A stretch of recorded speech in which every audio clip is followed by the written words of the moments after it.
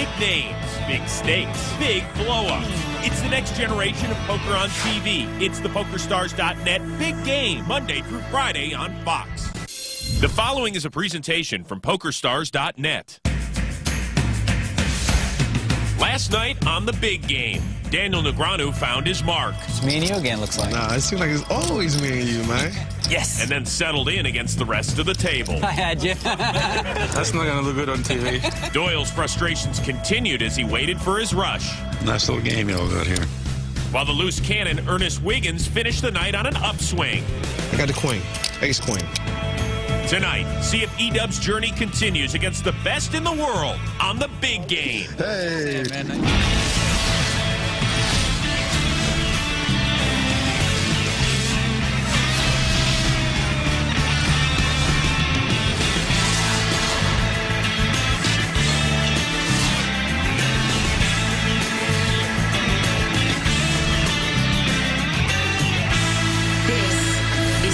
PokerStars.net Big Game. Welcome to Las Vegas, home of the Big Game. Alongside Joe Stapleton, I'm Chris Rose, and tonight some of the greatest players in the world continue play in our state-of-the-art poker room for cold, hard cash. Daniel Negreanu. He's had a solid 2 nights so far, up over 19,000. Doyle Brunson, the godfather of poker, more resembling Sonny at the toll booth. He's down 152 large. The Unabomber, Phil Locke. He's actually the leader so far, up over $85,000. Tony G, the Aussie stack, started heading down under last night, but he's still up $47K. And our loose cannon is 35-year-old Ernest Wiggins from Washington, D.C. He's been staked $100,000 to play. He gets to keep anything over $100,000, but right now he is $11,500 in the hole. And the last player at the table is the poker brat Phil Hellmuth. He's with Amanda Leatherman. Phil, what are your impressions of the table now since you've played a little bit? Well, I'll tell you, our online qualifier's playing pretty good, I think. He's letting Daniel run him over a little bit. So every time he limps in, Daniel's going to raise him. We can kind of take advantage of that. Daniel's kind of playing the rush. When he wins a few pots, he keeps playing hands. Tony G is pretty steady, pretty solid. And Doyle's just always solid, but he's not picking up many hands. All right, and what are you doing? I'm basically just trying to play pretty patient, and I'll make a few bluffs when it's appropriate. But I'd like to just show them the best hand and win some chips and set them up to bluff me. Well, you get out there and bluff them. I'm going to set them up to bluff me. Go. As Phil takes his seat, let's review the rules for the loose cannon. Each cannon staked $100,000, keeps all winnings above the initial $100,000. And at season's end, the loose cannon who's won the most money earns a North American Poker Tour passport worth $50,000. Let's get this party started, eh, Chris? I gotcha. It's hand 58 out of 150. No.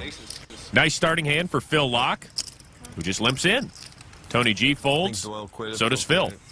Ace-Queen is usually a raising hand, but this passive limping style has been working for Locke so far in this game. E-Dub gets rid of his hand. Yeah, the new day threw me into... Jack Deuce, not enough for Daniel. And Doyle's getting a free look at the flop. Yeah, woke up tighter. 5-6 ace.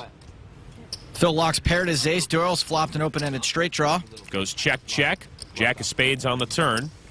The past 2 nights, Phil has played his big hands pretty passively, letting his opponents do the work for him. Doyle bets 1,500. Call by Locke. Phil just calls, still slow playing that ace. 7 of spades on the river. Doyle's caught up a bit. He's paired his 7, but it's not enough to catch up to Locke's aces. A check by Doyle. With Doyle's check, Locke's very confident in his hand. He's trying to figure out the right size value bet to get paid off by Doyle. Bet of 2,200. I didn't want to win an ante. Doyle doesn't bite. And Locke wins the first hand of the night. Well, Phil Locke continues where he left off, while Doyle continues to leak a little more money. Passive play keeps working out for Phil Locke. He's got to be careful. Eventually, someone's going to catch up with him. And why don't we catch you up on the rules of the big game? Each table lasts exactly 150 hands. The action pre-flop is pot limit and becomes no limit after the flop. Blinds are 2 and 400 with a $100 ante, all of which is paid by the player on the button. And every player begins with at least $100K, but can rebuy for up to $500,000. Doyle's already had to make one trip to the ATM. He's stuck over 100,000. Action begins with Tony G. Ace 3 offsuit. 1,000. Makes it 1,000. Phil folds. Ace Queen offsuit for our loose cannon.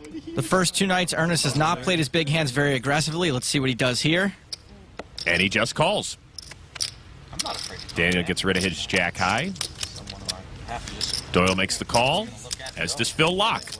Ernest has got to start playing more aggressively if he hopes to cross that $100,000 mark. 10 deuce 8 on the flop. Doyle checks. Somehow none of these four players have caught a piece of this flop. And checks all the way around. Ernest checks the best hand again. 3 on the turn. Tony G gets a piece of it. Doyle checks. Phil lock leads out to 2,200.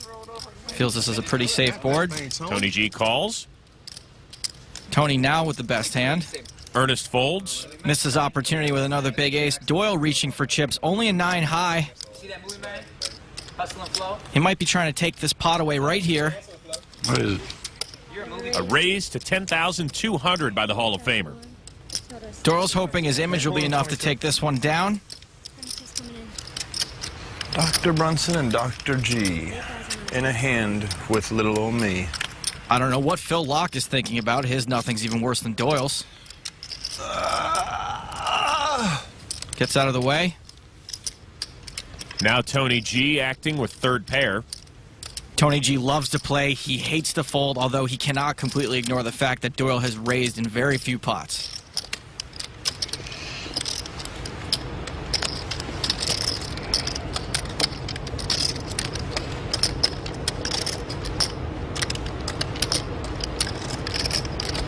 Is there a shot clock? Ah, the fold. My reputation finally won one for me, at least. You thieved that? 10 deuce was out there. I know. I thought about that. Doyle finally gets off the schneid. That's the biggest pot I won, by the way.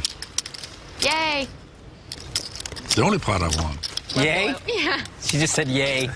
President of Doyle's fan club, Amanda Leatherman. I won 2 antes besides that. I don't think Doyle's won anything since the $500 side bet from the first episode. But that was an easy hand to play there. Well, there's still 90 more hands for Doyle Brunson to turn things around. Phil Hellmuth gets us started with King 8 offsuit. Limps in. I'm out. Ernest Wiggins says he folds. Daniel Negreanu, 6-5 offsuit. Last night we saw him raise with 6 high, and here he raises again to 1,600. Doyle folds, Lock folds, as does Tony G. We heard in a previous show that Daniel considers Phil Hellmuth to be one of the weaker players at the table, hence the re-raise. Phil does call. Bet in the dark one. I want to see what comes. It's a pretty loose call from Hellmuth. 7-10 king, a pair of hearts on the board, a check by Hellmuth with top pair. Daniel bets 2,200. Daniel continues his lead from pre-flop action. Raise 4. A raise to 6,200 by Let Hellmuth. me steal one from you now. You can have it. All right, thank you. And I promise you, you did not steal this one. You think? Not a great spot for a check raise. Hard to get called by a worse hand, and if you get re-raised, you're in deep trouble. No, actually, I don't. I was ready to gamble a little bit there. With that win in the early going, Phil Hellmuth off to a nice start. He is up over 16 grand. If you want to appear on the big game and be a loose cannon, log on to PokerStars.net. There are free qualifying tournaments every day. We're back with more after this. Welcome back to Las Vegas, home of the PokerStars.net big game. Phil Hellmuth loves to talk about his 11 World Series of Poker bracelets, but remember the Andre Agassi commercial where image is everything? Well, that's Phil's mantra, too. Yo, I'm Phil Hellmuth Jr., 11-time world champion of poker, the Poker Brat. I never thought my image would last this long. I think the public thinks I'm this jerk. Thought people would figure out Phil's a good guy, and he's just the Poker Brat.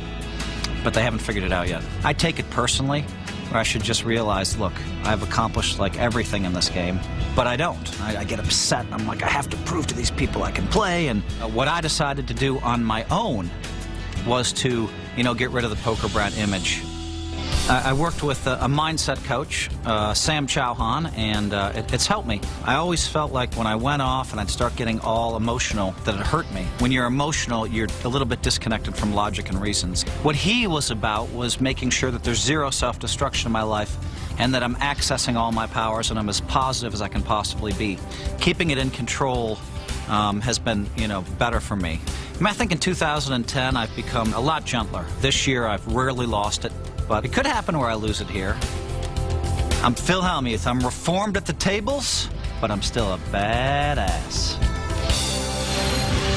Believe it or not, Chris, Phil is actually one of my favorite players. He plays with a lot of heart, and I appreciate that. But if this new life coach somehow puts an end to the blow-ups, I'm going to replace him with Tony G. He'll have Phil breathing through his eyelids. The loose cannon straddling. See that? That's our man right here. He's starting to straddle. So that's what I'm talking about. If you two guys straddle, I straddle. I'm straddling. Tony's straddling.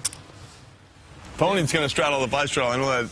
We're just trying to get the vote of Doyle. That's all we need. We know that Phil's Doyle never going to started it. straddle. I kind of feel like I'm running.